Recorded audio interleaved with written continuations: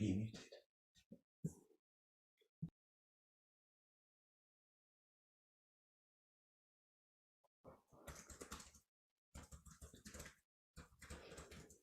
Muted.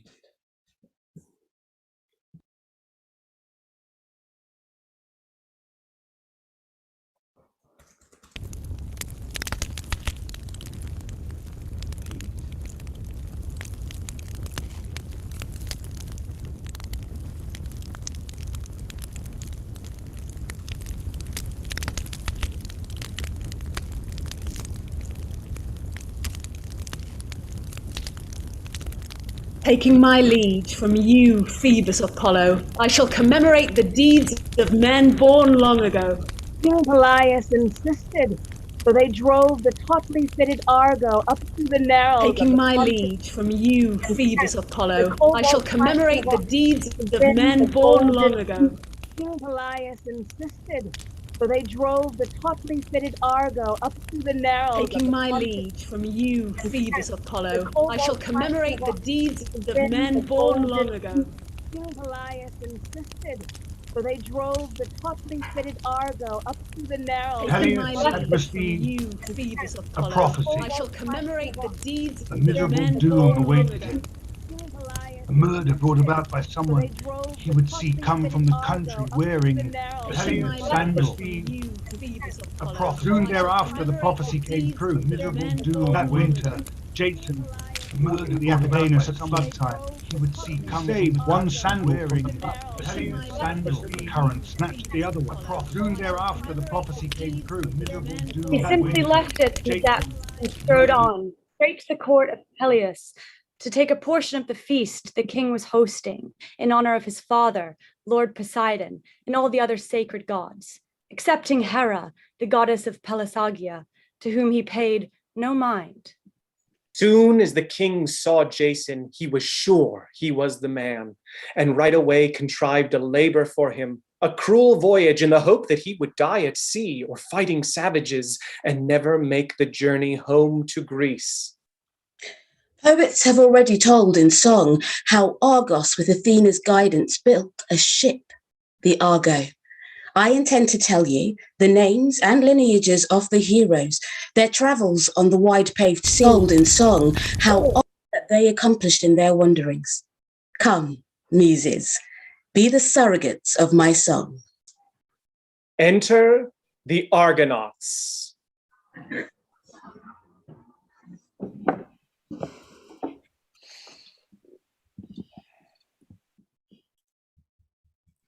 For all of his excitement, Jason restrained himself from asking questions and called for order, and the men sat down upon the furled sails and level mast, and he proposed the course he thought most prudent. All the gear a ship requires for travel has now been snugly stowed, and there's no reason for more delay. We will be setting forth soon as the proper winds are blowing.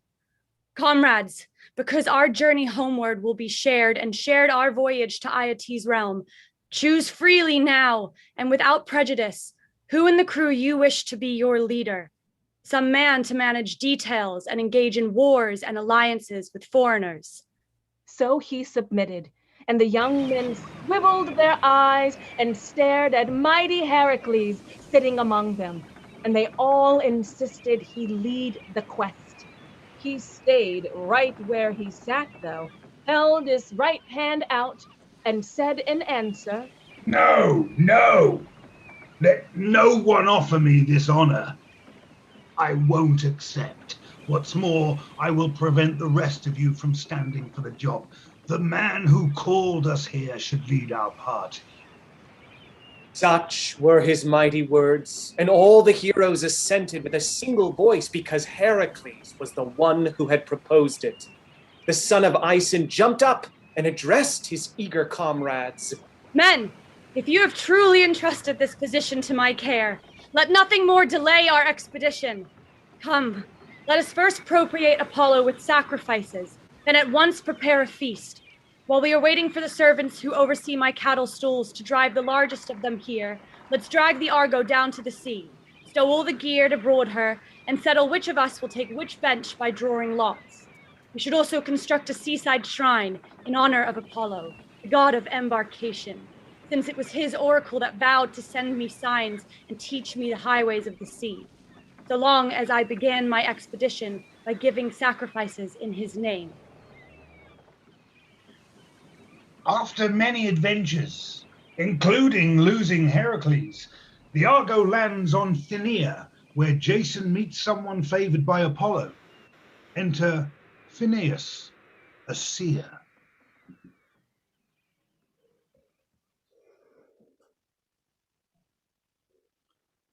The Argonauts rescue him from the Harpies, and then the aged seer sat at the hearth among them, prophesying how they should travel to complete their quest. Now heed me well. The gods do not permit you to know in detail all that is to come, but what they do permit, I shall reveal. You see, I made an error long ago by rashly prophesying Zeus's plans from start to finish. He himself insists humanity possess, through divination, abridged foreknowledge, so that we were always lacking some portion of divine intent. When you depart from me, you will discern first off the cobalt clashing rocks, 2 headlands right where the estuary narrows. No one, and I repeat no one, has ever sailed between them. Lacking deep bedrock to root them into the ocean floor, they often crash together into one, and briny spume boils above them, and the rugged shores roar hoarsely. Therefore, if you are endowed with prudent thoughts and truly fear the gods, if you are not mere reckless adolescents heading for a self-assured destruction, heed my instructions now. Send out a dove to fly before the ship, and as an omen test the rocks. If it survives the flight through them into the Pontus, all of you no longer hold off on your outward journey, but grip the oars solidly in your hands and cleave that narrow stretch of sea. Survival will then depend less on how hard you pray than on how strong your hands are. Scorn distraction and heave all your strength into the oars. Though, mind you, I do not forbid you prayer before that time. However, if the dove dies halfway through, you may as well start sailing for home again, since it is far, far better to bow before God's will. No, even if your ship had iron planks, you couldn't then escape a dismal fate between the rocks. Unlucky men, do not then disregard my prophecy. Not even if you think the gods upon Olympus loathe me 3 times more than in fact they do. No, even if you think they loathe me more than that, do not defy the dove and push the Argo onward. What will come to pass will come to pass. But if you do outrun the rock's concussion and coast unscathed into the Pontic Sea, sail with the land of the Bithynians to port and guard against the barrier reefs. Next you will reach those miserable wretches, the Chalybes, who live upon a pinched, illiberal soil. They are heavy drudgers, workers in iron.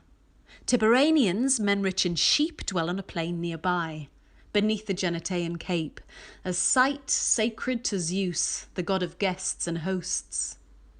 Next in line, and neighbours to these men, the Mossynoiki live in forests around the mountain's base. They build their homes and sturdy lookouts out of wood and set them high in the trees. They call the things Mossynes and take their name from them. Once you have passed them, make landfall on the barren isle nearby, but only after using every means to drive off the repugnant homicidal birds who nest on it in countless numbers. Here from the unforgiving sea, a boon will come to you. A boon I dare not name. Still, I exhort you. Why should I go too far a second time with my prophetic art? Why tell you everything from start to finish? Well, you should travel further on, until you reach the limit of the Pontic Sea. Here on the mainland near the city Cyta, the raucous Phasis, after racing down the Amarantian mountains and across the plain of Circe, empties liberally into the sea.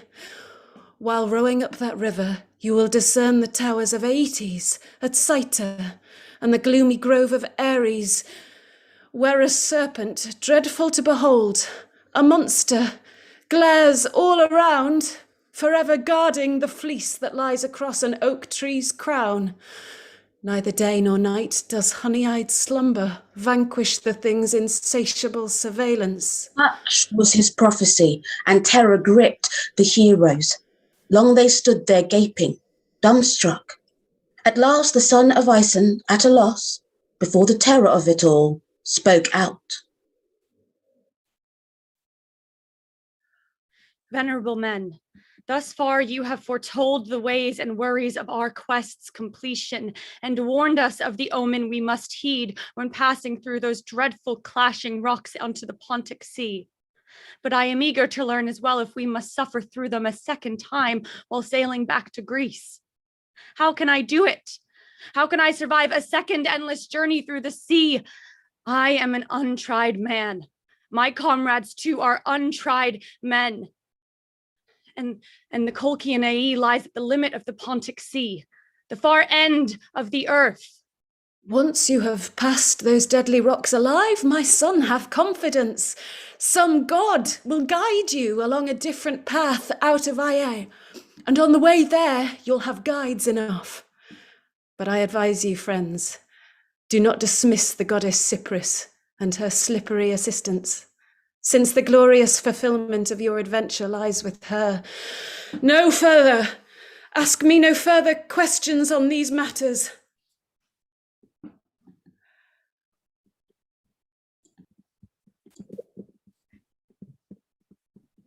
Hi, welcome to Reading Greek Tragedy Online. I'm Joel Christensen from Brandeis University, and I'm here with the Center for Hellenic Studies, Cosmos Society, and Out of Chaos Theater to bring you a unique staging of parts of Apollonius Rhodes's Argonautica. I also have with me a special guest, Jackie Murray, and our actors today are Hannah Barrie, Tamieka Chavis, Paul Hurley, Lily Ling, Natasha Magigi, David Rubin, and we're using a great new translation by Aaron Poochigian. So the Argonautica is the story, almost the first story of the journey. It's positioned in ancient Greek and Roman literature as a moment of sort of original sin, you might think of it, when humans first went to the sea in search of something else. We don't have really early versions of the narrative, but we do know that it's influential on things like the Odyssey, on the engaging with the journeys of Heracles. And it's one of these moments where all the Greek mythic heroes get brought together for one great quest. So one of the things to sort of differentiate between is the story of Jason and the Argonauts that many of us know, and the epic, the Argonautica by Apollonius Rhodes. One of the reasons I'm super happy to have Jackie here with us today is that she's one of the few experts I know of on Apollonius Rhodes. And if she'll permit me, one of the first times I ever met her was at a CamWest meeting. And we were talking about Greek literature as one does. And as a Homerist, I said, what do you work on? And she said, Apollonius Rhodes. And I said, oh, why? Right? Like what's going on there? So Jackie, let's start with the epic and then maybe go to the myth. What gets you going about Apollonius Rhodes and the Argonautica? Why should we read it? And what do you want people to see in it today? Well, I think for me to read it is the various exciting way in which Apollonius plays with the mythical tradition. If you come at it as like a myth buff and you know all the versions of the myths, especially if you've got some standard version of the myth, and then you come to the Argonautica, you're usually annoyed or enraged because he's going to overturn a lot of, or make things not really fit together well. So one of the things that he does that I find absolutely hilarious is that he actually makes Theseus and Ariadne prior to this voyage, which doesn't really work if you're thinking about Euripides, where Medea is supposed to go to Athens and meet Theseus's dad and try to kill Theseus at some point. And how is that possible if Theseus is already in the underworld, either dead or in retirement, whatever? But it's so Apollonius, and he does it in a very deliberate way too, by actually having Jason say to Medea, we can be like Theseus and Ariadne. I don't know if that's something you typically say to someone in a courting moment. Right, exactly. And then when you think about, wait a second, Theseus and Ariadne, their marriage didn't last very long. So look, when can you tell the audience a little bit about Apollonius Rhodes? He's not a household name. So right. Where would we find him? What's he like? Why would someone terrible like me likely to scoff at him? Well, Apollonius is one of the famous librarians from Alexandria. So we can think of Aristarchus and Aristophanes of Byzantium and Apollonius, Eratosthenes. So he's in this group of intellectuals, librarians, who are actually working on putting the texts together, the texts that we have that survived to us. It was sort of thanks to folks like Apollonius and Aristarchus, et cetera, why we even have our texts, because they were working on them in the library in Alexandria. And so the folks in the library in Alexandria at the time Apollonius is working on, and I think this fits his character, at least how I understand his character, were notorious for bickering. Bickering about minutia, about myth, and quarreling about all kinds of things, like how many. There's an epigram by Philip of Thessalonica where he says, I can't handle you guys. I don't want to know how many dogs the Cyclops had, or what's the difference between Min and Sven. These kinds of things. So minutia hunting, really. So you imagine the super nerd poet. That's Apollonius. So to me, that's very exciting, because it means that then the poem has this, on a very surface level, it's very entertaining. Monsters, dangerous women, 54 guys in a boat looking for action. You can't beat that for a story, right? However, at the same time, though, if you're really into how myths, do they work together? What are the different controversies about, how many Arguses there are? Which one's the one with the multi-eyes? Which one is the one that built the boat? All of that. Apollonius builds that into his Argonautica, and all these different controversies come in. So it's all of these little, to me, that's what I like. I like the fact that you can read it straightforwardly and just enjoy it as a story.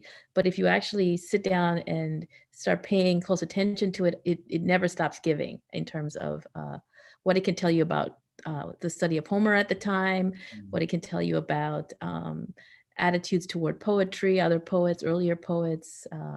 Just as amazing. You have it. I mean, Apollonius Rhodes, if we're put in modern terms, has his finger on the pulse of the multiverse of myth, right? Mm-hmm. He's bringing together all of these threads. And so it's hard at times to judge his narrative because we don't have an Argonautica that came before, right? But we do know that Argonautica myth is everywhere. Right. Mm-hmm. So when you introduce this play to a myth class, when you introduce this epic to a myth class or students anywhere, what sort of framework do you give them for understanding the action and where we're starting? What are some important details and themes that you need for the Argonautica? Well, I usually introduce it as, one of the perfect quests, right? Where you start off with the nasty king number one, who has a prophecy that says that he's going to get killed or overthrown or whatever by some young guy who's going to show up, and Jason is that young guy, right? And then, of course, the response of the nasty king is, of course, to send the young guy to his death on a quest. And so the Argonautica fits this perfectly. There's lots of adventures. So I usually talk about it in terms of all these adventures. But what's great about it is that, you mentioned the idea that, it's the one adventure one of these adventures where all the heroes get involved, right? So it's got Hercules in there. Hercules is the quest hero, quintessential quest hero. He's always questing. So now we have him on board. And this is no doubt why Jason says, hey, let's have an election. I know I called you here together, but maybe we should have an election so we can get the best guy to run this operation. Hercules. Let somebody else do it, right? Hercules says no. So, but the idea, I always introduce it as, it's going to be a great adventure tale, lots of monsters, lots of, lots of things a lot of adventures they're going to have, but also the troubles that happen when a group of people are going, and where some people are more experienced than others. It's a good text also to think about leadership too. Like, what is a good leader? Is it someone who just takes charge of everything and bosses everybody around? Or is it somebody who sits back and lets people do whatever they can? And then, when it's his turn, he just, okay, what kind of leader is a good leader? So that's definitely one of the main themes of the poem. So I usually introduce it like that. But then we also go off on tangents on, okay, so what myth is this about? It's hard not to go off on tangents with this, with this myth, because part of what it does is it integrates local myths and different traditions into one master narrative in the way that Seven Against Thebes or even the Trojan War narrative tries to, right? Right. So it's really chaotic, and it could end up being many different stories. Right? Oh yeah, well he already threatens that right at the beginning, right? Our actors wisely chose not to follow right after the proem, which is this huge catalog of Argonauts, right? With everybody comes in with their mythological baggage, right? So Hercules was just finished the Erymanthian boar hunt, right? And he drops the boar in the middle of the square and joins the mission. So everyone is Meleager is a year out of his great thing. We've got Atalanta, she's mentioned. Theseus, as I said, is in the underworld. We're told that he and Pirithous are on that adventure. And that's why, this is sort of, if we want to put this in sort of modern comic book sense, this is like the Avengers, right? Absolutely. Absolutely. Everybody's already had their own narrative. We're going to bring it together into one master one. And if there's too much action to handle, that's part of the point. So one of the questions that we talked about before, or that you brought up, is who is this epic really about, right? So there's there's a source material. We know there's a story of Jason the Argonauts, and then you get to Apollonius of Rhodes' treatment, right? If you asked a kid, right, or someone just random, who is this about? You're like, oh, it's about Jason. But then there's Medea, and then there are the kings, and then there are people who fly in a ship that talks. Who's the center of this narrative?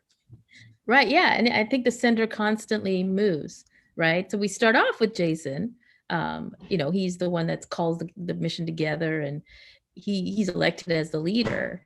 But once they go to leave Lemnos, Hercules starts to take over, right? Because Hercules is the one dictating where we're going to go. Hercules is the one attracting attention of monsters.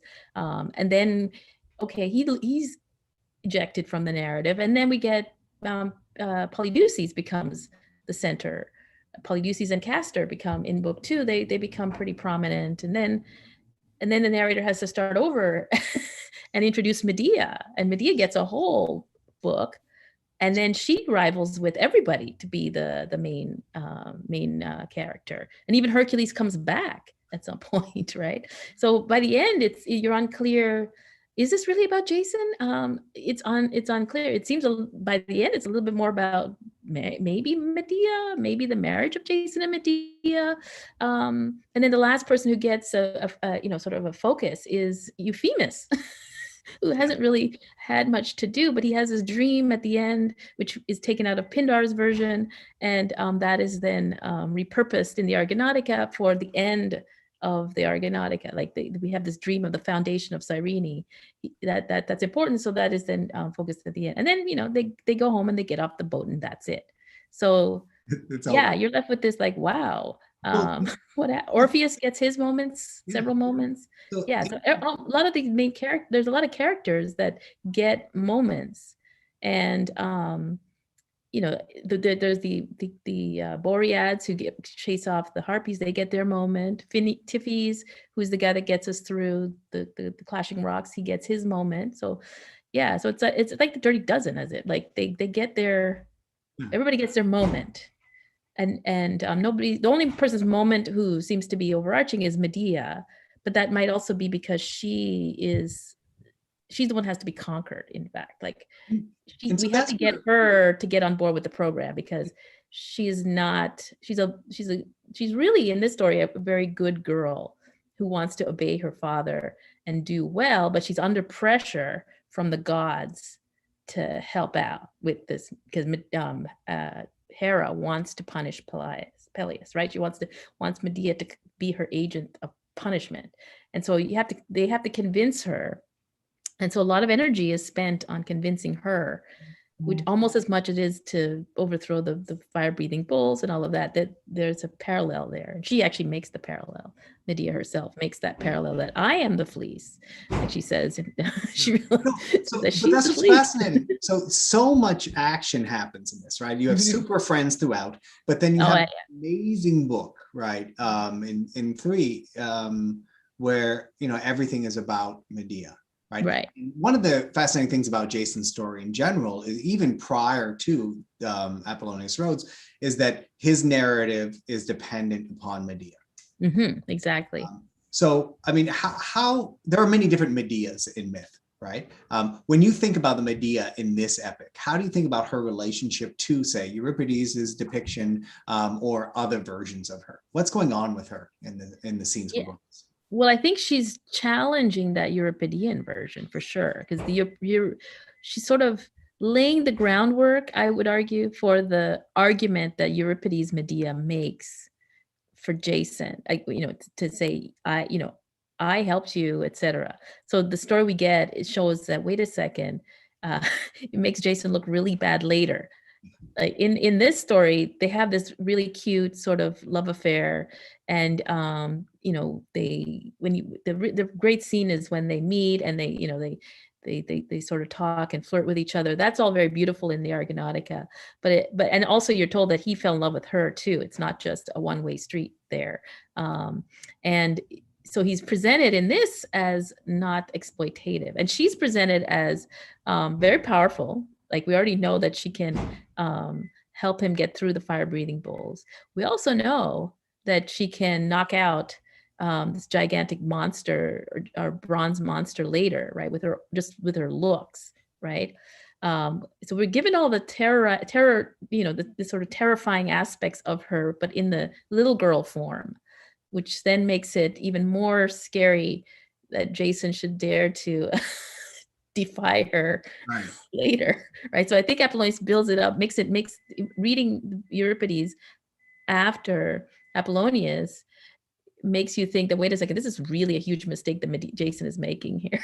You shouldn't have messed. And it seems to be going back to, I think, the Pindar version, she's more of a goddess, right? And if you go back to even Hesiod, she's a goddess, right? So there's a sort of, indicating that this is a divine being.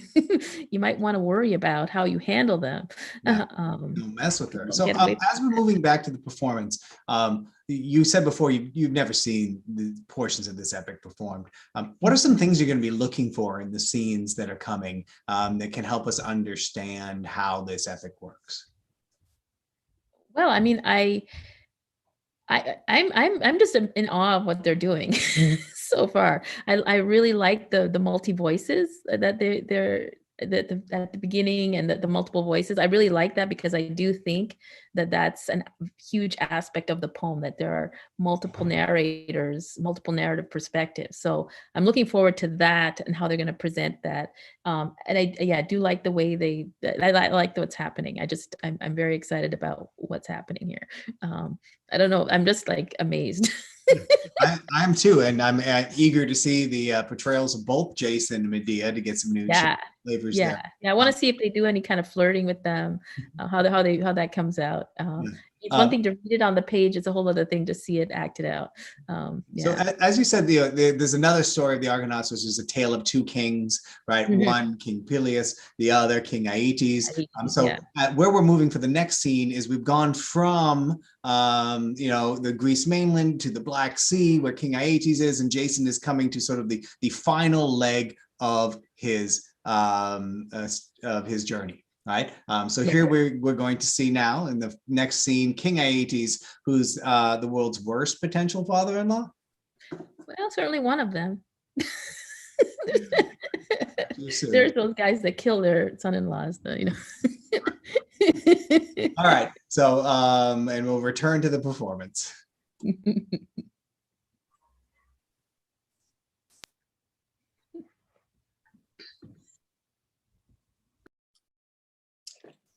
Stranger, why should you tell your whole tale through? If you were truly sired by deities and have arrived no weaker than I am in strength for my possession, I shall give you the fleece to carry home, if that's your wish, but only if you pass my test. By no means am I tight-fisted with distinguished men, not like that king of Greece you told me of. The contest will be one of strength and mettle, one I myself perform with my own hands, life-threatening though it be. I am the owner of 2 bronze-footed oxen.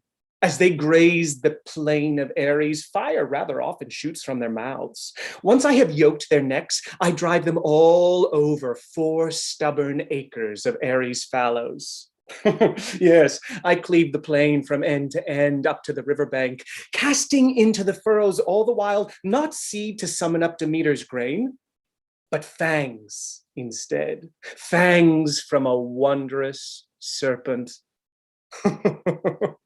They sprout up in the shape of armed and armored soldiers, and when they charge in all around me, I harvest them at once beneath my spear. I yoke the bulls at daybreak, and at dusk rest from the reaping.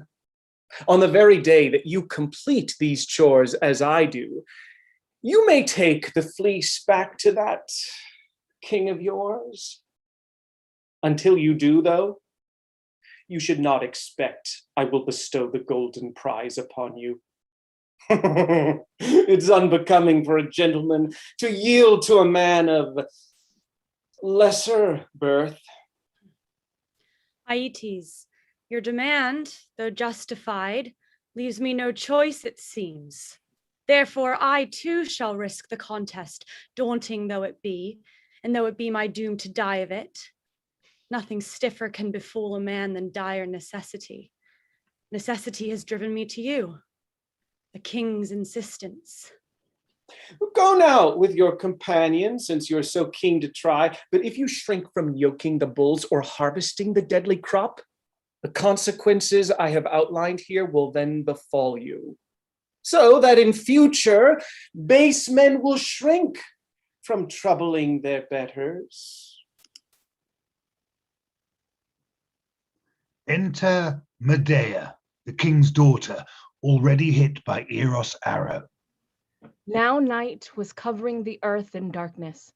Travelers and watchmen turned their thoughts toward sleep, and deep, deep slumber was relieving even those mothers who had lately lost their children. No dogs were barking in the streets. No voices echoed. Silence held the blackening gloom.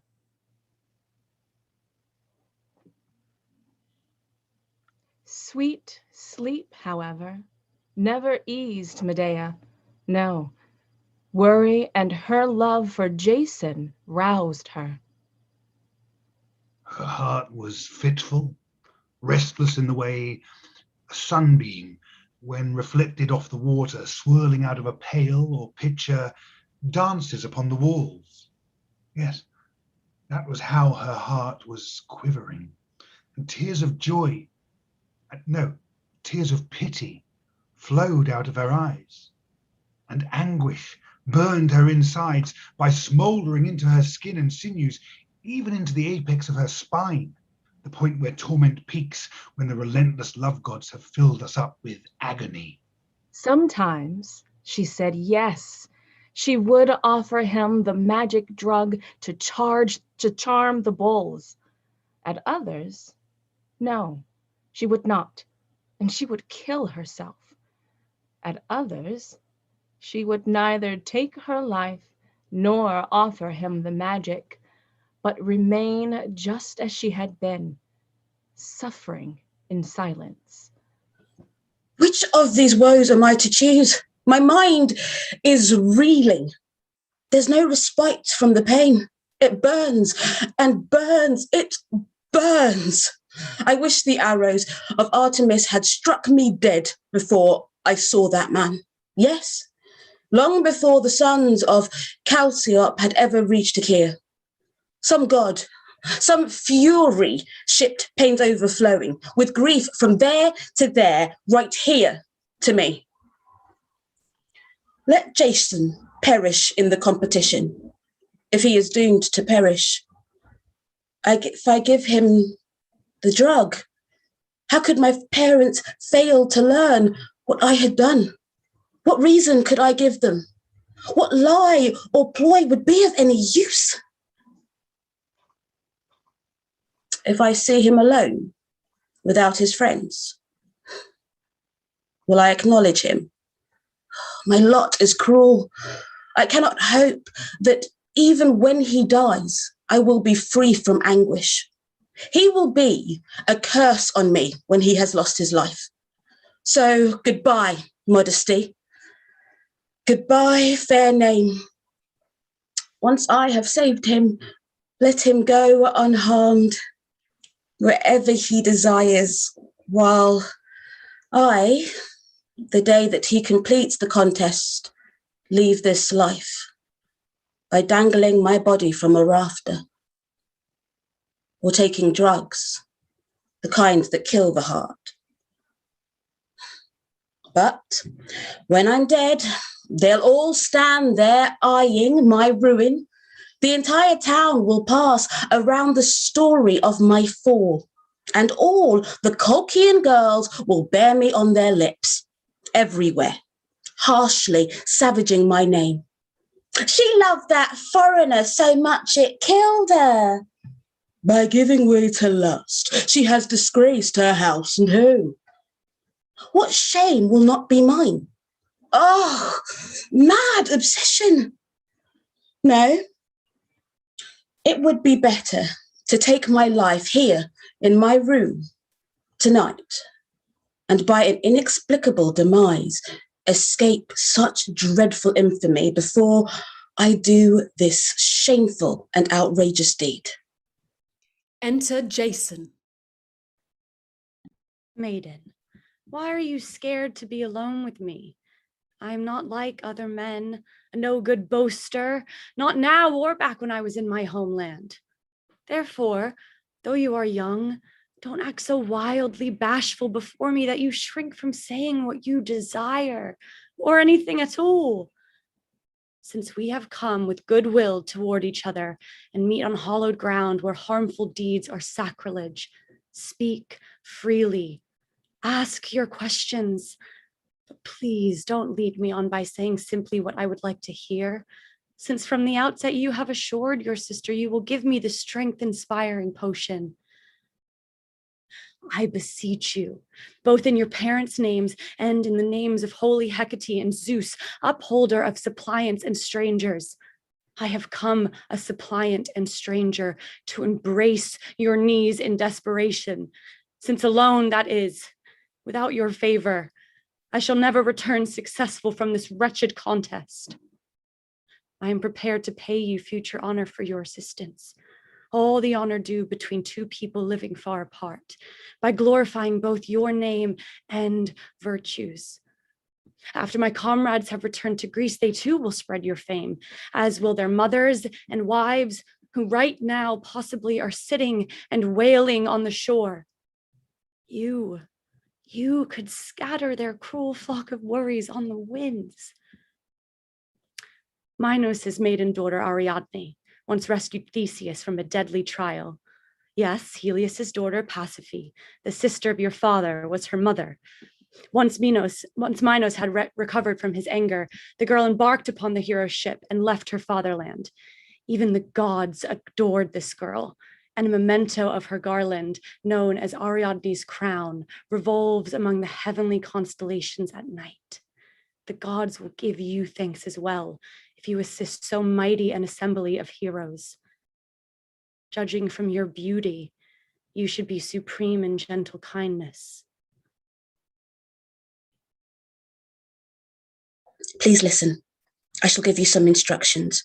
Once my father has bestowed upon you the serpent's deadly fangs to sow the field, wait for the darkest hour of the night. Then wash your body in a rushing river, don an all-black mantle and retire somewhere alone, apart from all your companions, and dig a wide round hole. Once you have slit a ewe's throat, drained the blood into the pit and laid the carcass whole upon a fire that you have duly built around the edges, call upon Hecate, the only child of Perseus, while decanting from a goblet the comb-begotten labour of the bees. Then, after you have dutifully sought Hecate's favour, turn and leave. Be sure that neither the sound of footsteps nor the baying of dogs moves you to turn and look behind you, or you will cancel all that you have done and fail to come back ready to your comrades. At daybreak, steep the drug I have provided in pure spring water, strip off all your clothes and rub your body with it as with oil. There will be awesome power and boundless valour within it. You will find your strength a match not for mere mortals, but the deathless gods. Sprinkle your shield, sword, and spear with it.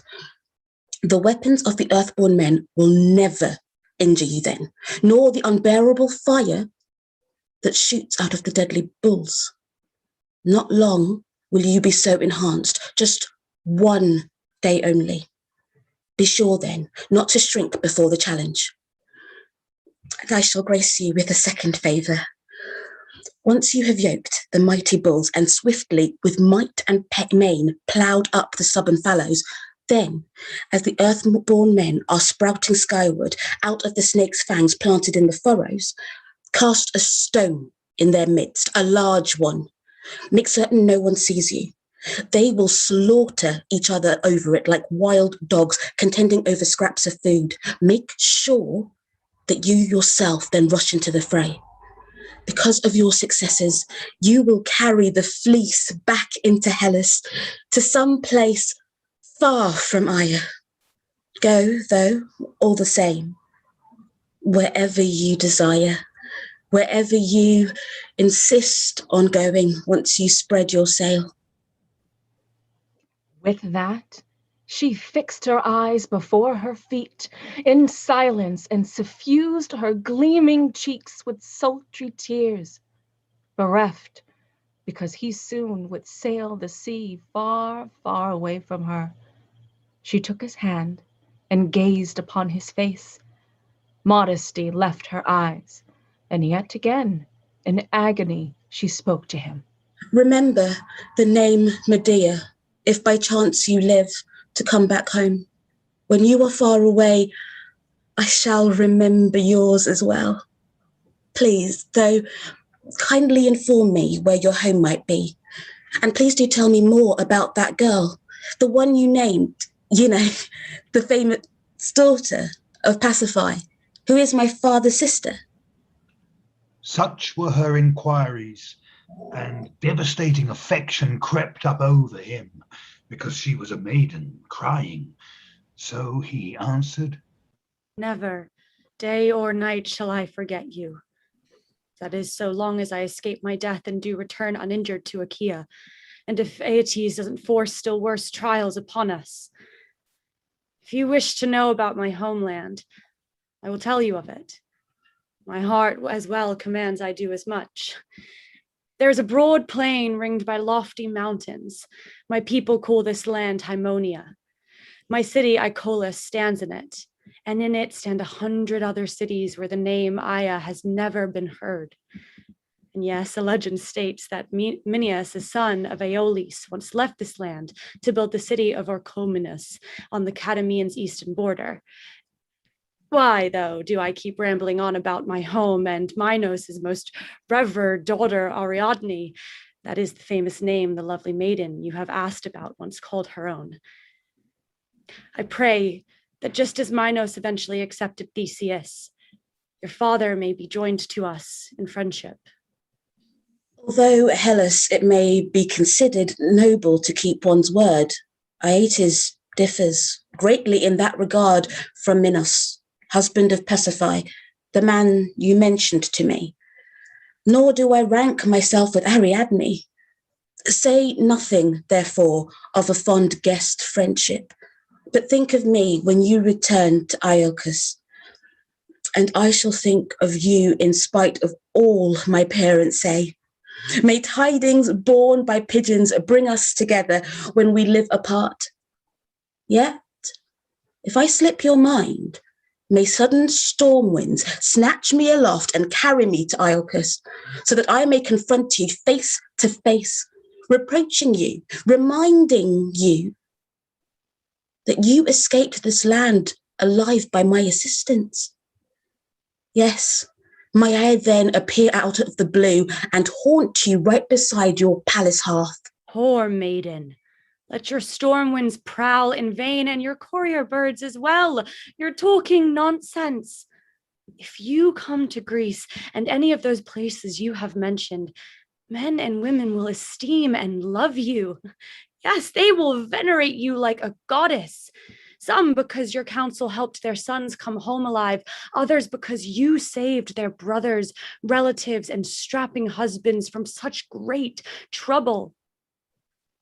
In our wedding chamber, you shall enjoy the marriage bed with me, and nothing shall divide us from our love until our predetermined end enshrouds us. So he explained. The heart within her melted to hear it, but she shuddered as it did, imagining the crime she would commit. Poor maiden. She would not long shrink from living in Hellas.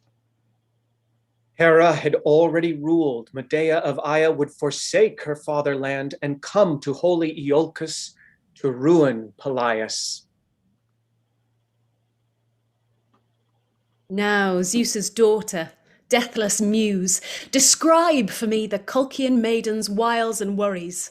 The mind within me spins with speechlessness, wondering whether I should call the impulse that drove her to forsake the Colchian people a wild obsession's lovesick injury, or headlong panic running from disgrace.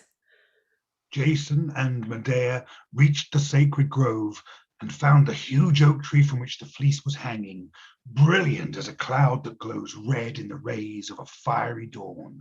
The dragon, lying before it, reared its endless neck. The sleepless slits had been alert and caught them approaching, and his hiss was loud and monstrous. The whole grove, then the riverbanks resounded. Many Colchians heard it, though they lived as far off as Titanian Aya. Young mothers started up in trepidation and squeezed their newborns cradled in their arms. Their little limbs were quivering. Imagine spirals, innumerable cirques of smoke swirling above a pile of smoldering wood, one billow coming swiftly on another, each of them rising in a hazy wreath. That's how the serpent rode on countless coils, covered with hard, dry scales. Soon, though, the maiden fixed the writhing creature with her gaze and summoned with a sweet voice Sleep the helper, the highest of the gods, to charm the dragon. She also called in the infernal queen, the late night wanderer, to aid the theft. Jason, in horror, stood behind the girl. The song, though, had already charmed the snake. Relaxing the upsurgence of its coils, he settled upon his countless spirals, like a dark wave settling soft and soundless on a sluggish sea. Still, though his crested head was lifted, still he burned to grip them in his deadly jaws, and so the maiden dipped a fresh-cut sprig of juniper into a magic potion and drizzled the decoction in his eyes, warbling all the while a lullaby, as the aroma of its potency spread sleep. The monster laid his head down then, and his innumerable convolutions lay flat among the undergrowth behind him. Then, at the maiden's bidding, Jason took the golden fleece down from the topmost boughs, and she remained in place, drizzling slumber onto the dragon's head till Jason told her the time had come to head back to the Argo. So they left. They left the leaf-dark grove of Aeetes. Dawn was already spreading through the world when they arrived at camp. The heroes marveled at the colossal fleece, jumped up and down, giddy to touch it, take it in their hands, but Jason held them back and threw across it a freshly woven robe. He scooped the girl up, set her down astern, and spoke as follows. No longer, friends, restrain yourselves from turning homeward. By this maiden's means, the prize for which we undertook our grievous voyage and toiled in misery has been attained. And I shall take her home to be my wife, since she desires that it be so, because she has so nobly saved both you yourselves and all Achaea. You must keep her safe. Quite soon, I think, Aietes will descend with all his men around him to prevent us from sailing from the river to the sea. Therefore, let every other man among you sit and attend to rowing, while the rest hold up their oxhide shields to make a strong bulwark against the arrows of our foe, and so safeguard our voyage home. We hold our parents and children, our entire homeland here in our hands. On our persistence hangs the glory or the infamy of Greece. The Argonauts reached the Isles of Artemis with the Colchians, led by Medea's brother Absyrtus, in hot pursuit. Outnumbered as they were, the minions would have been worsted in an ugly battle right then and there, and so they cut a treaty to put off all-out war. The treaty stated the heroes could retain the golden fleece, whether they had acquired it by guile or simply swiped it in the king's despite, since he himself had promised it to them once they had proved their mettle in the contest. Medea, though, because her case was pending, would be released to Leto's daughter's temple and kept apart until one of the local scepter-bearing kings decided whether she should return to King Aeetes' palace or travel with the minions to Greece. Now, when the maiden learned about the treaty, a wave of anguish rumbled through her body.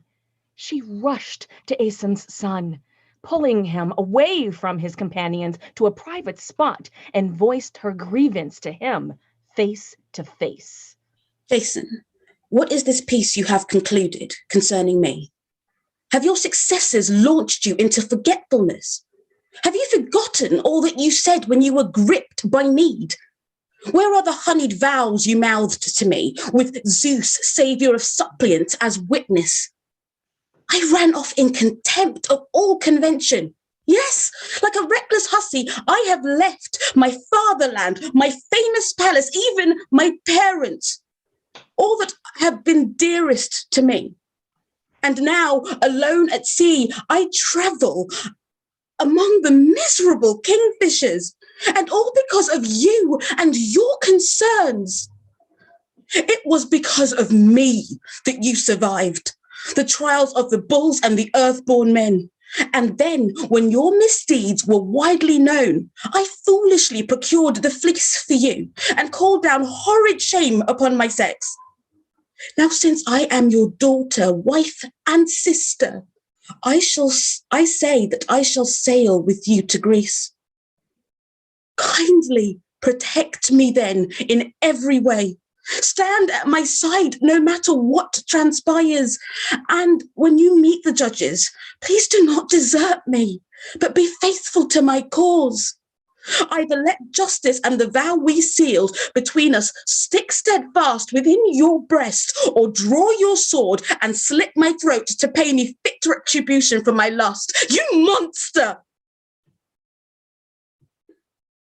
Remember me someday, when agony is squeezing you and make the fleece then flutter dreamlike into the depths of Erebus and yield no good to you.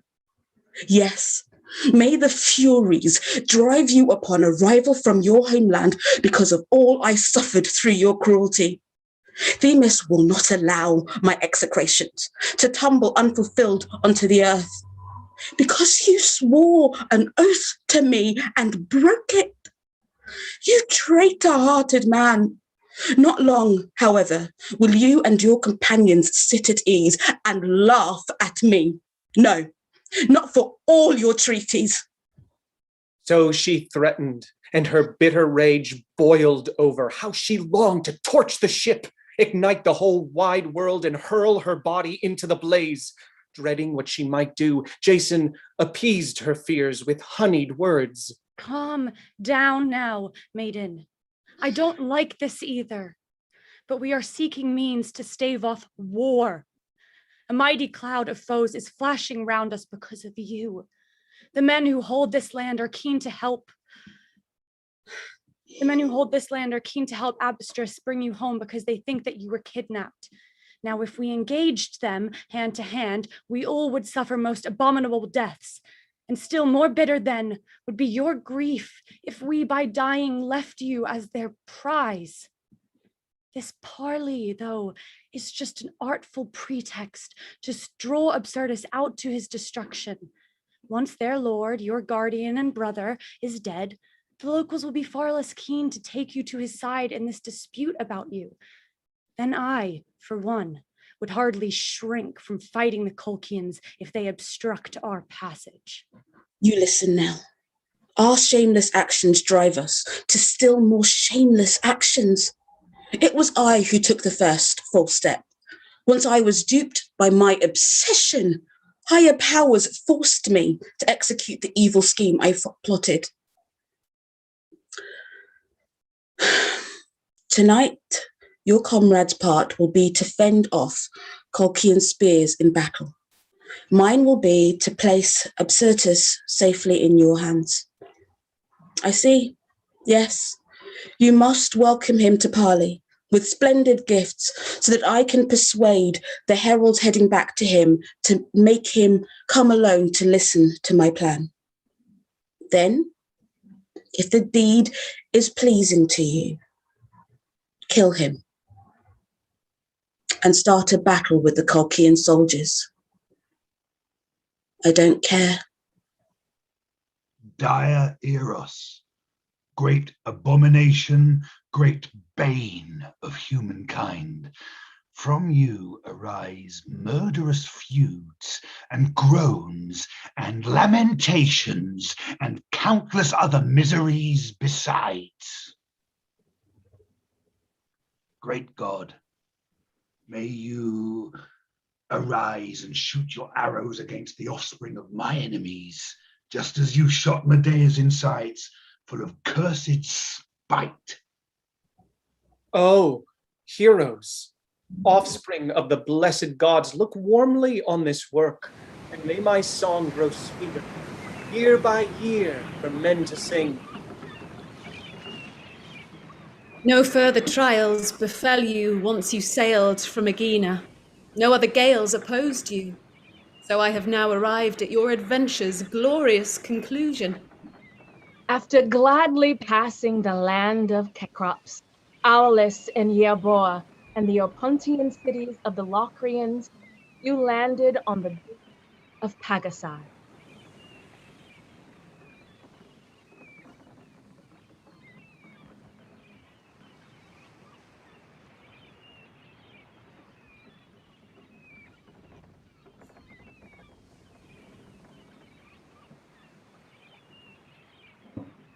So that leaves us mid-voyage, partway through the epic, waiting to see what happens in this amazing tale. Jackie, one of the things that really struck me when we did some performances of the Iliad and the Odyssey is how different the pacing and the uptake is when you're actually listening to it. What are some of your first impressions from seeing a performance of this epic that you know so well? Well, I want to correct you a little bit because actually nothing happens after this. Sorry. The last part was the end. Like literally, they get off the boat, and that's it. So there's all the other adventures were skipped over. So this they're back home now. But yeah, what my first impression of this was, it was just I think it's just hearing the way it's narrated and having the characters acted out is very magnificent. I'm particularly impressed with the Aietes boasting about his ability to deal with the fire-breathing bulls and the dragon's teeth. I thought that was really great. And I loved the way, I think they captured the Medea-Jason relationship, especially where she starts to get angry about how he seems to already in her mind be backtracking on his promises to her, which of course we know is the central aspect of the Euripides play, is how he's just denying any promises he made to her. So we're already getting hints of that in here. And in the reading aloud, you can really hear those echoes in a way I think we often miss when we're just sort of reading it silently or reading straight through. Exactly. Yeah. So maybe, so maybe start with some of the characterization. So for me, when I'm teaching myth or I'm thinking about Aietes, he's a clear, straight up villain, right? But it's clear that Apollonius is never that simplistic, right? Right. And the actor here, we'll bring him in a bit. I think did a nice job of it. But how have any of the performances sort of changed the way you read the characters or think about them? Well, I always agree with you on Aietes being a straight up villain. If you want a straight up villain version of Aietes, you go to Valerius Flaccus's Aietes. You get a real villain. This Aietes is sort of like he's a bad dude, but he's got some reasons to be upset. His grandsons have come back with an army of guys in a boat who are offering to fight for him, and they want his fleece, and they're claiming this sort of lineage from the gods that he can't see any reason why they should be. They don't have Hercules with them, which would have guaranteed that. So I think he's got some reason to be a little bit suspicious, but at the end, though, I do think I thought that the actor captured him the way I imagine him well, where he's very boastful and very arrogant and condescending. Absolutely, right. Well, humility rarely leads you to be king, right? Oh, of course not. Yeah. Right. So unlike Phineas, I would say, like, who begins the story, right, where he just wants to get rid of Jason. Yeah. This guy's like, these guys look like a threat. Why are they here? Like, they didn't do the first part, but the part that comes before, where, he's entertained them, they've had dinner, and he starts asking his grandsons what's going on, who are these guys? And he's actually quite friendly at that point. Yeah. But it's when they reveal what they want, that's when he loses it. Right. A little more context would have, but it changes the dynamic a bit. Yeah. So one of the things that happens with a performance like this is we take out some of the negotiations with the gods and other things that really stand out for me as signal aspects of the Argonautica.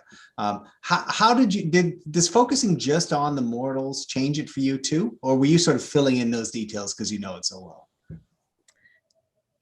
I actually liked it this way. Not that I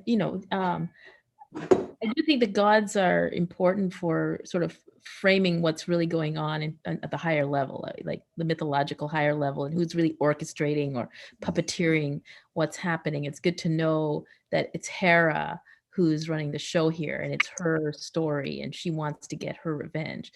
But without that, I still think that it's a nice dimension to see it on the level of what the characters are negotiating without really knowing what the gods are doing. So we don't know, in the way they presented it, we don't know that Hera has sent Eros or Aphrodite has sent Eros to zap Medea, and then Hera herself has come in as well to overwhelm her. So we don't know that. So all we know is just the sort of human emotional part. And I thought that was really a good choice to sort of carve it out. because I do think one aspect of this epic is the ways in which these heroes, once you get rid of Hercules, the heroes tend to be ordinary people. That's one of the arguments, right? That they're not the big heroes that you get in the Iliad. In fact, they're not. Like I said, Jason sees like a shrinking violet in that. Well, everybody does what they're good at. So I'm good at charming the girls. I'll do that. Yeah. And that's one of the things. You do that, right? Everybody does what they're good at. So he doesn't really try to be the one that does everything. And so, which is of course disturbing because you want a hero who's the one who can do everything, right? So, well, that's why that thanks to you sort of like marking out beforehand, I was really thinking about sort of Ariadne and Theseus, right? And Theseus, he does need Ariadne's help, but he does, like, he's big and strong and he's done stuff before. Like, every time I think about the Argonautica, it's like, really, what's Jason good at? Right. Right? I mean, like, meeting the ladies. Yeah, right? Which again, it's a skill, but it's not the same as you get on sort of like the field before Thebes or Troy, where you kind of have the leftover heroes here. Right. Well, no, not the leftover. These guys I would actually follow Jim Claus, my PhD supervisor, follow his view that these guys, half of the heroes are actually just newbie heroes. They've never had any experience whatsoever, including Jason. Yeah. This is going to be their first time in the field, right? And so if you think about the catalog, right? The catalog, how my PhD supervisor talks about Jim Claus, the catalog sort of starts off with guys who don't have any, the majority of the first half of the catalog is majority guys who don't have any expertise, any heroic, stuff behind them. Once Hercules comes in, though, all the guys who've got credentials and whatever jump in because it's like, well, now it's legit. This is actually a mission. Before that, everybody was going because Orpheus was going, because at least we're going to get a song out of this, right? We'll get some Kleos. Orpheus will sing, this is okay. But once a momentum gathers and Hercules joins, then everybody joins.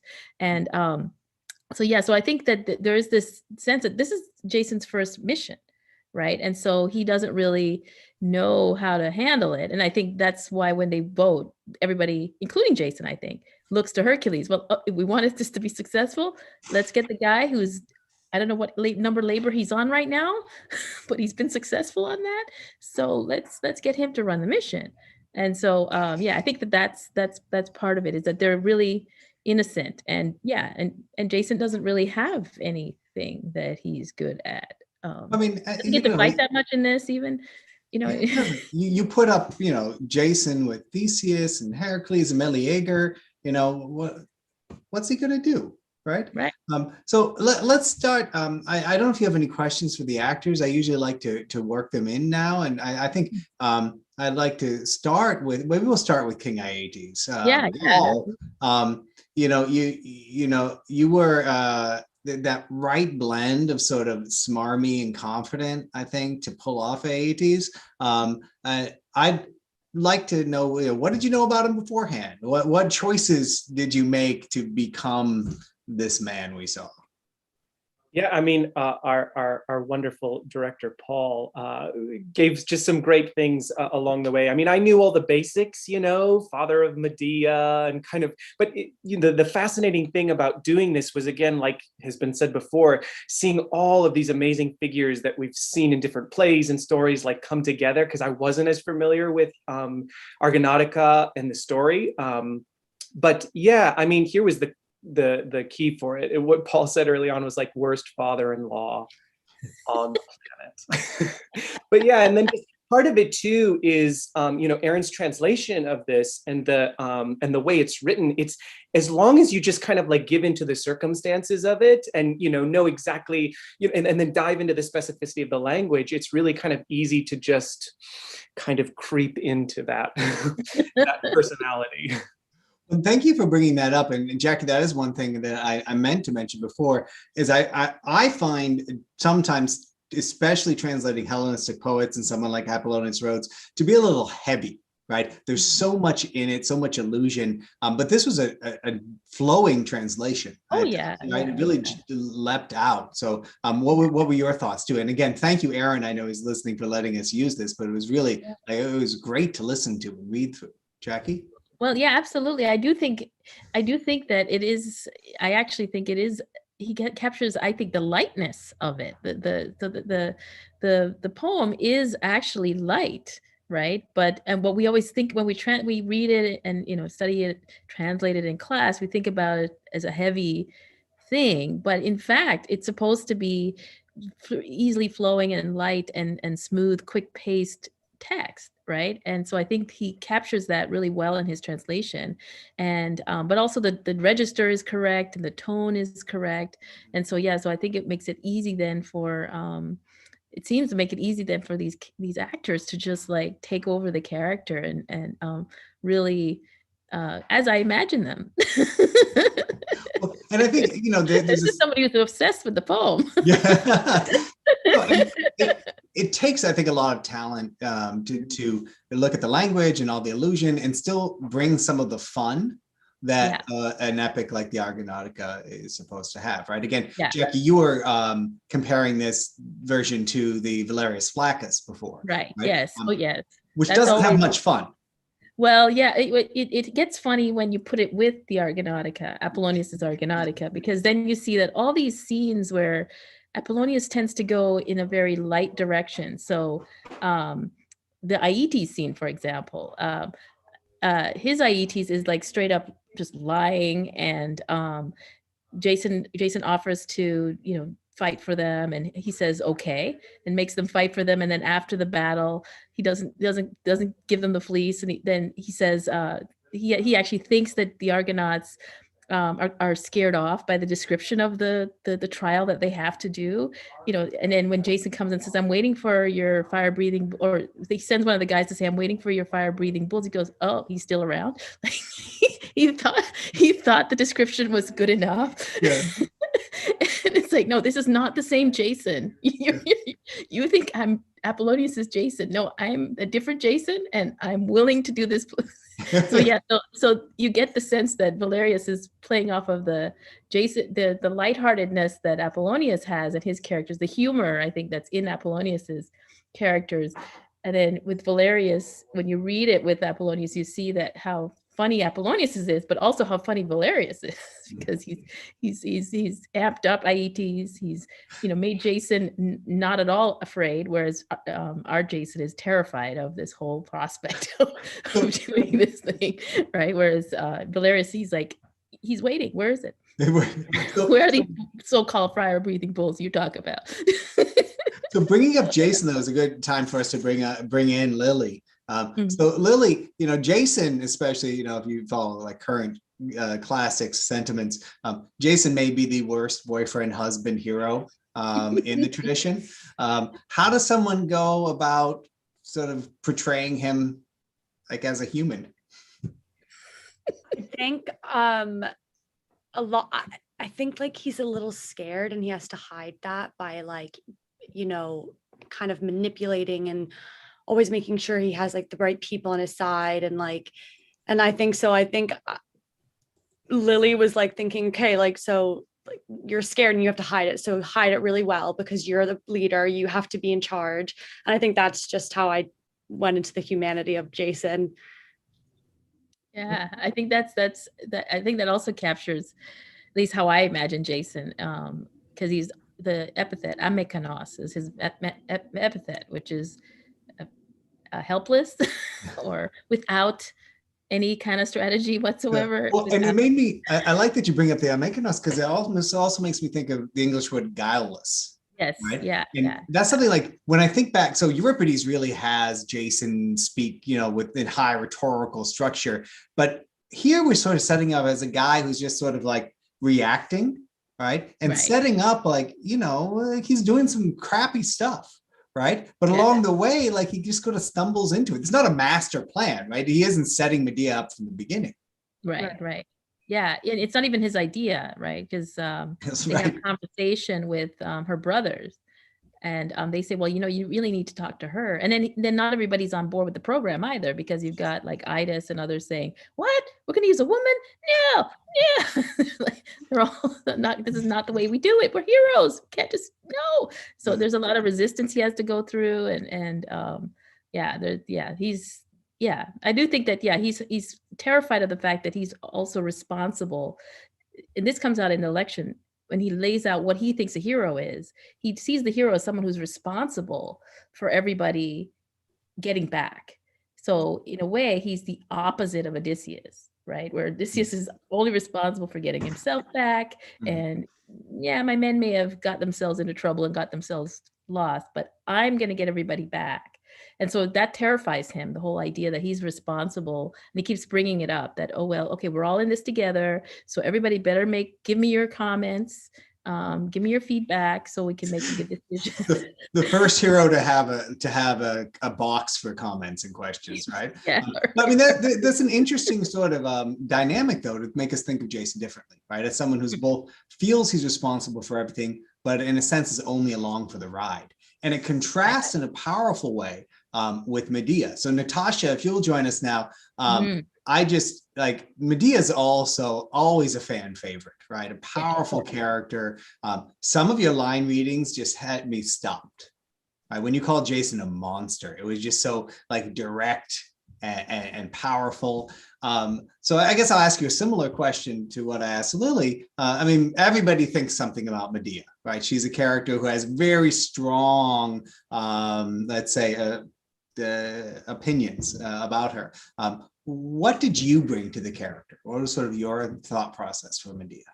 It's been interesting hearing you two talk in terms of the different Medeas we know. And I very much am so much more familiar with the spiteful, vengeful, despairing and hurt Medea. So what was really interesting in this one was this notion of her being a good girl. It's a surprise, and the questioning of what she should do in that moment. And it seems to me, particularly in this piece, that she is a woman who's very much ruled by her emotions and not necessarily able, like Jason, to hide those. So then you see those little snippets of like, this woman could turn. It sounds like it's nice, but is it nice? And the bit that I think struck me, and I'd meant to ask Paul, I was like, the bit struck me is when she was like, if you forget about me, I will come to your homeland and then I will haunt you and remind you and scold you. And I thought, is that playful threatening or is that actually threatening? I love that. So two things. One, what you and Lily and Jackie are saying is making me rethink Apollonius of Rhodes as giving us origin stories, right? For the big characters we know from Euripides. But your comment about like the ambiguity of Medea, right? I know early in my relationship with my wife, she had said something like, you know what, if you ever cheat on me, I'll just kill you, right? And to this day, we've been together 22 years. And to this day, I think she might kill me, right? Like that, I'm pretty sure there's murder there. She's a perfectly nice person, right? But that's the thing, like one of the debates, right? What happens in tragedy and epic is how do people become the caricatures they become over time? Like what's the story? And I think what was powerful about your readings of Medea is you took her from being like, here's someone, she's open to love, she wants to help. And then like Jason, she's along for the ride, but she has powers and control. Right. And it's just like, it's amazing. How does she go from being this, you know, this girl who just wants to love this mysterious stranger to someone who kills her brother, right? Which is what happens in the myth. I mean, that's powerful. So were you surprised then by this version of Medea as you were reading her? It's so interesting, isn't it? I think you've nailed it by saying it's like an origin story, because suddenly so much makes sense about where we get to with her. In that she's given up so much only to be betrayed countless times. And I guess that kind of like, if you come, I guess, from a place of innocence and openness, and it's a bit like, fool me once, shame on you, fool me twice, shame on me. Like, how do you recover from that level of like, I've given you everything and you've given me literally nothing but hurt and these two children. So obviously I'm going to take all of that away from you because I've got nothing else that is mine. Yeah. And it's powerful. I mean, I don't know how at any point people are rooting against Medea, but especially after this play and your performance, Natasha, I don't see how we could go back. I want to get into the narrators, but I know we have some announcements to get to. But first, Tamieka, you've been with us in many different performances. How is playing in the narrator here? How is this experience different from some of the tragic roles you've played? Well, difference? Or the same? Well, this reading, I was just having so much fun in telling the story and just lavishing in the language and having so much fun with those names. So yeah, I was enjoying the storytelling. Yeah, no, and that's, I mean, I think the way that it was set up with the different narrators, the poets, it really did bring the story out. So Paul and Hannah, Paul, you set this up, right? You're making decisions to have the story told by the sort of multi-voices. What was sort of your thought process there? And why was it so good? Well, the thought process was just, it felt like there are so many competing voices that the poet has. And actually, on an early version of it, I was thinking of like how to get the two of you, Jackie and Joel, into it as well. Because I thought there are so many moments where the poet's suddenly saying, "Oh, and that's why those rocks look the way they do," and all this sort of. And I thought it was a perfect moment then to bring in the academic to kind of be saying, "Oh, point of order." Exactly. There was sort of that trying to capture all of those different tones that exist within the poet's voice. Then was sort of just trying to like nod to that at the beginning. And then obviously sort of in terms of what we were doing, I suppose, then it kind of shifted a bit into sort of thinking, drawing out the longer speeches and using those a little bit more. But sort of, I suppose, across the sort of 40 odd minutes that it ran, trying in a way to sort of capture all of the very, very different moods and atmospheres and registers that exist in the poem, basically, sort of. Yeah, absolutely. That is how that's why I was really impressed just reading the text before I even saw the performance. I was like, wow, they're actually making the narrator a plurality, which is how I imagine the narrator is, like multiple voices who don't necessarily agree on what's really happening. And in fact, the beginning of it, in my thinking of it, the way the poem begins, there's actually these conflicting perspectives on what's happening that only get worked out by the end of book 4, where, okay, now everybody is like, okay, fine, the muses are telling us what to do, let's just do it and tell the story. But in the beginning, there's like this conflict. And I think you guys captured that really well at the beginning with the multiple narrators, the multiple sort of tones in which the narrators were telling the story too. It's not like everyone was just picking up where the person left off, but you had a different attitude toward that. I thought that was fantastic. Yeah, and I was just so totally struck by it. And again, like to pick up on it, like the translation is just so brilliant and just takes you into those areas. And there's something about it that it sort of, it was poetry, but it also just, it was so kind of alive and sort of just, it took you along on a sort of, on that rhythm. And it was great. And there were some moments that I loved that just couldn't make it in, but moments where the poet interrupts themselves halfway through, like, oh, why am I digressing about this? Oh, that's the scholar, as I was saying at the beginning, right? This is the nerdy scholar who needs to like tell you, oh, by the way, did you see that exciting rock? He passed by and explain what that's about. It's like, they're interrupting the story. But and again, but that's part of the point of the style, right? Is how the story can go on and fragment in so many different directions and threaten to never come back. And complete the journey. So Paul, I know we have some contest winners to announce, and you have some announcements about our future plans, maybe next performance. What do you have for us today? So yeah, kind of quite a lot of things to cover. So I'll try and cover them sort of, succinctly. Well, I mean, so next up, we're going to be reading a play by Calderon de la Barca next month, and The Monster in the Garden. It's going to be our first bilingual performance as well. We're really excited, and Carlos Bellato is going to be leading the charge on that. So that's really very, very exciting.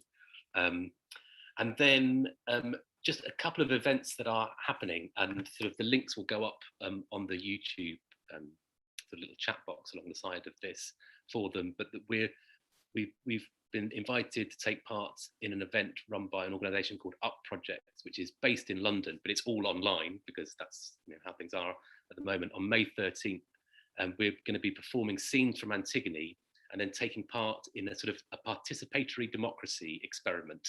There'll be sort of opportunities for people to vote about different outcomes and things like that, and that's happening on May 13th. And we'll tweet about all this sort of stuff as well. We're really delighted that we have got some support from Torch, which is the Oxford Research Centre for the Humanities, to start filming the first in what we hope will become a series of what we're calling masterclasses on Greek tragedy, which is really looking at scenes from tragedy in rehearsal and just exploring all of the different interpretations that are possible. And so kind of looking at the rehearsal process with actors, directors, academics, designers, in all sort of their different forms. So we're starting off with that. So I'll actually be in the same room as Tim and Evie, who have been sort of mainstays of this whole series for the first time in, I don't know, about 18 months tomorrow, working on that, which is very, very exciting. And we're also hoping, as I say, to get further sort of funding to kind of make a whole series of these, because we want to make sort of a fully available sort of and freely available kind of collection of these workshops that are used. So we will be creating like a fundraiser page as well. If anyone wants to get involved and support in any way, then that would be wonderful. And then I suppose what the best way to end though with this is that we have a few announcements to make for the winners of our competitions that we've been running. So some of you may remember that we ran a competition called Playing Medea that was that we started off in the US and Canada, that was very kindly supported by the SCS and an anonymous donor. And since then, we've been running it also in the UK with the support of the Classical Association, and also in Greece with the support of CHS in Greece, in NAFPLIO, and many other organisations as well. And I'm here to say the winners in Oscar week. I don't have any envelopes. I should have thought of that. It's all coming a bit too late. First of all, I'd like to just announce the winners of the UK competition, and we had an amazing group of performers who kind of sent in their videos, and they chose scenes from Medea, and we had a great job sort of choosing between them. I was working with Tabitha and also with Arlene Holmes Henderson, and the winners from a really strong pool were Fortune Ibrahim and Mo Osilaja from Chelmsford County High School for Girls. And we had 3 runners-up who were Aisha Bajwa, Sam Erickson, and Ruby Rubicek. So a huge congratulations to all of them, and a big thank you again to the Classical Association for their support for that project, because that was all made possible by them getting involved. And then we also, as I mentioned, have been running this competition in Greece, And I'm really delighted to announce the winners for that competition as well. We had an amazing array of videos that got sent in for this, and it was incredibly hard to choose. We had a distinguished panel plus me who were deciding between all of these videos, and it was really, really tough. But we ended up picking 2 winners. So we had 2 winners, and so those winners, I'm just going to put them up on the share now, and hopefully you can all see that. Can you all see that? Come up, okay. So joint winners. One entry was from the pairing of Anna Maria Bogiatsoglu and Nikos Mavromatis, and then the other winner, the joint winner, was the music school of the Argolida. And I'm really delighted that we have with us Calliope Kalpadimo, who is here with us. And Calliope, would you unmute and just sort of join us for a moment? Hello to everyone. Dear Paul, I'm very glad to meet you, although under these circumstances. First of all, I have to thank the theater group Out of House, the Center for Hellenic Studies, Harvard University, and the Theater Studies Department of Peloponnese for the opportunity that gave us to activate playing ancient drama in such a difficult period. Then I have to say that the judge's decision, Gladiates, unbelievable. For all of us, adults and children of Music School of Argolida, it was an incredible experience, and we are very happy with the result. Thank you a lot. Well, thank you very, very much. Thank you. Like huge congratulations, because it was absolutely brilliant. And the links to your video and the other video as well from Anna Maria and Nikos, those are going to be also going onto the YouTube sort of chat that's part of this live stream now. Do look at them. They are absolutely brilliant. There'll be a further announcement on the Out of Chaos website as well, with full list of winners from both Greece and the UK. I should say that we had 2 runners-up as well in Greece, which was the Asakeo Senior High School of Ioannina and the Art School of Heracles. And all of those details and some honorary mentions as well will be going online. So thank you very, very much for sharing your brilliant ideas. They were absolutely amazing. Over to you, Joel. Okay. Paul, thank you for the announcements and for the plan. I'm excited about the next performance. So we'll be gathering again then in this virtual space on May 26th. Before closing, I want to thank our actors, special guest Jackie, and our crew that makes this possible: Francesca Belay, Lana Coley, John Coley for doing the image, Ali Mabry for putting into a poster, our producers Ellen, Janet, Sarah, Keith DeStone, everybody who makes this possible, and everybody who participated in our contests. We're now into, I think, our 13th month. 14th month of doing this, and each time I learn more and get more surprised. So everybody take care, be well, get vaccinated if you can, and wear face masks still. Okay, take care. I'll see you all soon.